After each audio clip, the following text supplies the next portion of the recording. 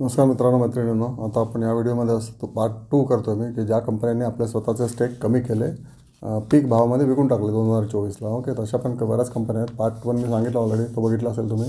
Part 2मध्ये angel broking यांनी पण आपला शेअर 9% कमी केला. 44% होते 2022ला, तो 35%वर आला आता. ओके, पीकला त्यांनी पण विकून टाकले, म्हणजे 3500ला विकून टाकले असेल त्यांनी. आता भाव 2700 किंवा त्याच्याहून खाली असेल. HLV लिमिटेड, हॉटेल लीला मुंबईची कंपनी, यांनी पण आपला स्टेक 9% कमी केला.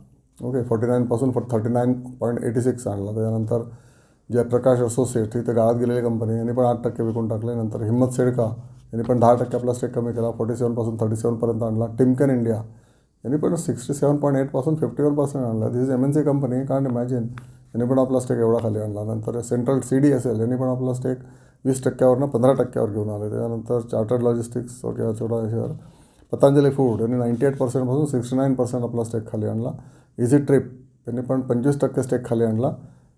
74.5% होते, 9% होते ते 50%, आणि पुढच्या अजून 2 महिन्यामध्ये 47% आणला. कारण easy trip is not doing well at all, त्यामुळे त्यांनी पीकला विकून टाकले स्वतःचे share. Pitti brothers, okay, most unreliable guys.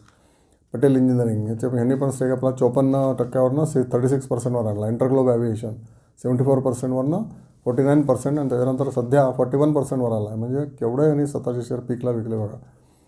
ह्यांनी मे बी शॉर्ट आधी विकले, मे बी 2-3 हजार, आता 5,900 काहीतरी शेअर आहे ना, त्याचं मे बी 5,000ला विकले असतील. पण त्याच्यानंतर मग शेअर अजून वरती गेला. They didn't know that. Okay, MTAR technology यांनी पण आपला स्टेक 19% कमी केला. 50%वरनं 31%वर आणला. फूड्स अँड इन्स यांनी पण 45%वरनं 25%वर आणला. 20% स्वतःचा स्टेक सेल केला, maybe at better rate.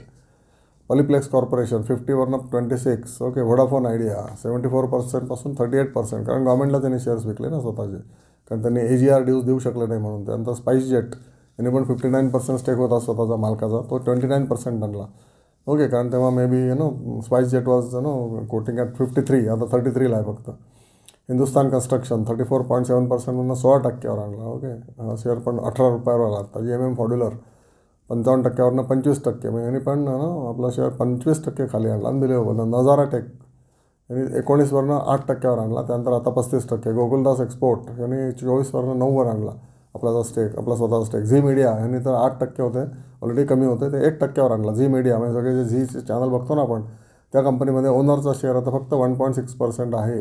Computer Age Corporation, okay, CAMS यांनी पण आपला स्टेक, म्हणजे सगळे FIDI घेतात हे लोक, ओनर तेच आहेत लोक.